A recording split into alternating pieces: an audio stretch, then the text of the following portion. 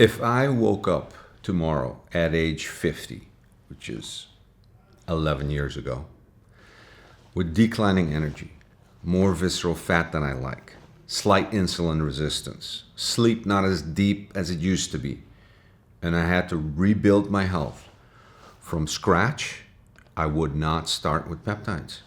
I would not start with supplements. I would not start with a stack. I would start with a sequence, because longevity is not a list, it's a structure. Let's get going.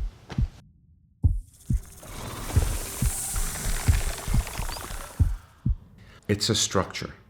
And if you build it in the wrong order, you create instability instead of resilience. Today, I'm going to walk you through exactly how I would rebuild my biology step by step if I had to start over at 50. No hype, just clinical logic. Okay? Phase 1. Yeah. Stabilize the foundation. Not sexy. Okay.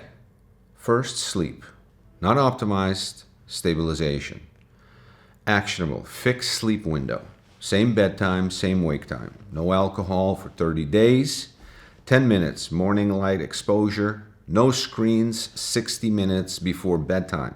If sleep is unstable, cortisol rises. If cortisol rises, insulin resistance worsens. If insulin resistance worsens, fat loss stalls. And you get the picture. Sleep is not recovery. Sleep is metabolic control. Secondly, muscles, protein, stimulus. 1.6 to 2.2 grams per kilogram of body weight. Resistance training 3 to 4 times a week. Women and men. Progressive overload. Not cardio first. Muscle first. Muscle is your metabolic organ. It determines glucose disposal. It determines insulin sensitivity. It determines longevity trajectory. Cardio supports. Muscle governs. Get it in your thick skull. Women. Restore metabolic control. Now we measure fasting insulin, weight circumference, triglyceride to HDL ratio, ApoB, LP(a) of course. If fasting insulin is elevated, we correct it aggressively. Actionable.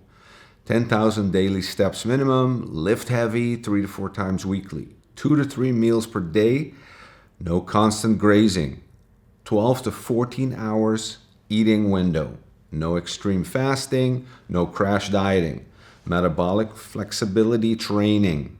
The goal is not weight loss, the goal is insulin sensitivity. Weight loss follows insulin control. If visceral fat is present, which usually is midsection, right, in the organs, we increase training intensity, increase protein, reduce ultra-processed foods completely. No gray zone. Week 8 through 12, hormonal evaluation. Only once the foundation is stable do I evaluate hormones. In men, that means total testosterone, free testosterone, SHBG, estradiol, thyroid panel. In women, that means we're looking at estradiol, we're looking at progesterone, we're looking at testosterone, yes, testosterone. We're also looking at thyroid function, FSH, LH, depending on age. But here's the key. We do not treat labs in isolation. We treat symptoms, labs, and body composition. If hormones are low and muscle is declining, we intervene. Because hormone decline accelerates sarcopenia. And sarcopenia accelerates aging. Got it. Hormonal optimization is not vanity medicine. It is foundational. It is structure preservation. In phase 4, which is weeks 12 to 20, we would go into mitochondrial upgrade. The energy where all our ATP comes from, where energy, the thing that gives us life, every organ, everything, every cell. Because if your cells cannot produce energy efficiently, nothing scales, right? So here's actionable. High intensity intervals, 1 to 2 times a week. Cold exposure, short controlled. Creatine daily, 10 grams minimum. Okay? And I would do, if I'm older and looking more at cognitive, I'd go 20 plus grams.